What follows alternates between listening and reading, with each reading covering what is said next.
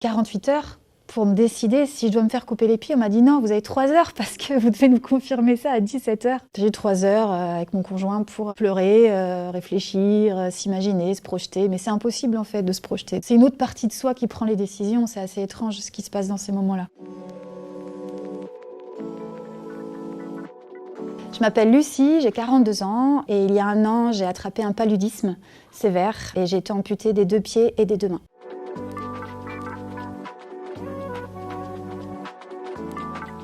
Une semaine après être revenue en France, j'ai commencé à faire un malaise. Je suis tombée dans les pommes, je me suis dit allez, c'est pas grave. J'ai commencé à ressentir un état grippal et puis je me suis couchée avec un Doliprane. Ça n'allait pas mieux, j'ai refait un malaise derrière. Là, mon conjoint m'a dit non mais là il faut aller chez le docteur, quoi. Il faut que tu te fasses examiner. Ça s'est enchaîné assez rapidement finalement. On m'a conduit aux urgences et puis là, le diagnostic a été posé en quelques heures.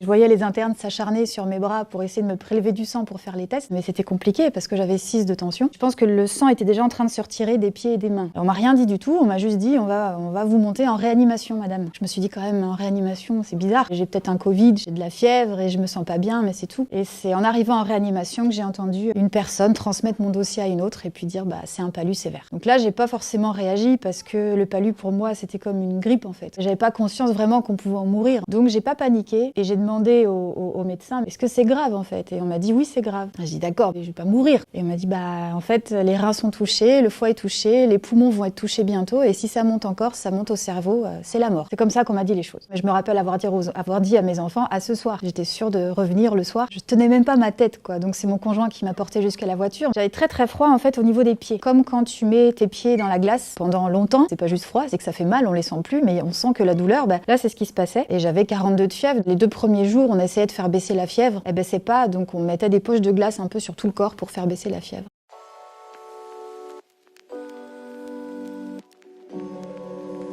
Ils ont compris assez rapidement que la nécrose était en train de démarrer. Le sang se retirait des pieds et des mains pour protéger les organes vitaux. La douleur allait être pas tenable. Pour pouvoir supporter les traitements, il faut quand même que vous ayez un patient qui reste calme. Mes reins s'étaient arrêtés, j'étais sous dialyse, je respirais plus, mes poumons s'étaient arrêtés aussi, donc j'étais sous respirateur artificiel. Il vaut mieux endormir la personne à ce moment-là, plutôt que de la laisser dans cet état de souffrance. L'amputation, elle a été évoquée quelques jours après mon réveil. Quelque part, j'avais déjà dû comprendre pendant mon coma parce que j'ai pas été surprise. Et c'est au fil des jours où là on a commencé à me faire rencontrer des spécialistes, où là je me suis dit non seulement c'est ça, et en plus c'est maintenant. C'est comme ça que j'ai compris. On vous laisse le choix, oui et non. Ils font leur boulot, c'est-à-dire qu'ils vous disent clairement les choses. Nous on pense qu'il faut amputer, libre à vous de ne pas le faire. Si on vous ampute pas, vous risquez la septicémie. Je me suis dit est-ce que je peux prendre encore ce risque? Et je me suis dit non, je prends pas ce risque. Les pieds en fait j'ai eu 3 heures pour me décider, parce que j'ai vu le chirurgien un mercredi. On m'a dit qu'il y avait un créneau de libre le vendredi, donc j'ai 48 heures pour me décider si je dois me faire couper les pieds. On m'a dit non, vous avez 3 heures parce que vous devez nous confirmer ça à 17 heures. J'ai eu 3 heures avec mon conjoint pour pleurer,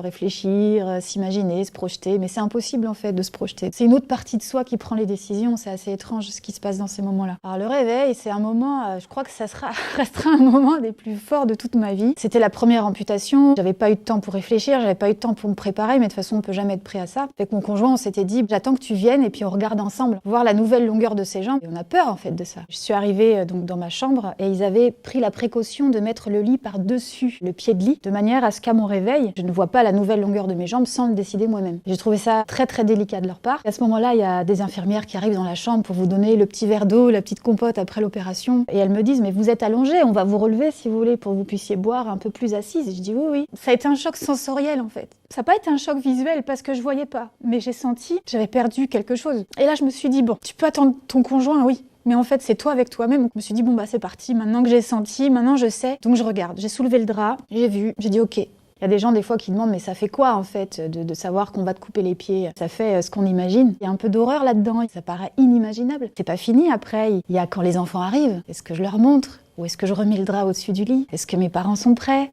En fait, c'est plein de choses comme ça.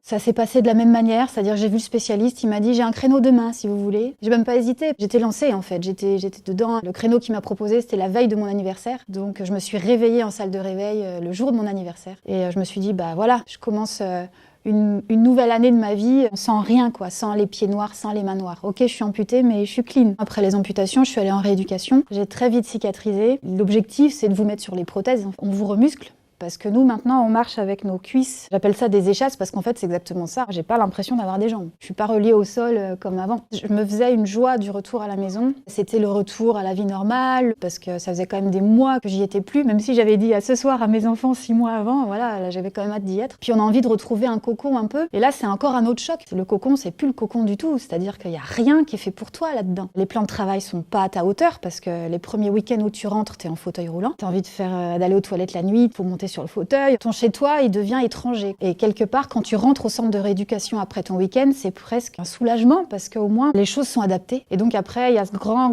travail de gain d'autonomie où jour après jour, il faut réapprendre à tout faire. Parce que je dis de temps en temps, pour bien expliquer, en ce qui me concerne, que je fais comme avant, c'est respirer, parler, dormir. Dans ma vie d'avant, 1 an avant le PALU, j'avais arrêté mon travail et j'ai été responsable export Asie-Afrique, donc je voyageais beaucoup. Ça faisait plus de sens pour moi et j'ai pris la bonne décision d'arrêter. Je me suis consacrée avec mon conjoint à la danse et à la musique. Donc aujourd'hui, c'est quand même des projets qui sont remis en question. Qu'est-ce que je veux faire demain? J'en ai strictement aucune idée. C'est pas le moment. Il faut que je réapprenne à vivre, il faut que je prenne soin de moi parce que c'est pas quelque chose que j'ai vraiment fait dans ma vie. Ce qui est assez bizarre, c'est que j'ai jamais fait autant confiance à la vie que depuis ce qui m'est arrivé. Je peux même pas dire que je suis plus malheureuse qu'avant ou que je suis déprimée ou que je veux plus vivre. Évidemment, c'est des choses que j'ai dites parce qu'il fallait que la colère sorte. Ça fait 1 an maintenant, cette phase, elle est, je pense, révolue. Je suis pleine d'espoir pour l'avenir.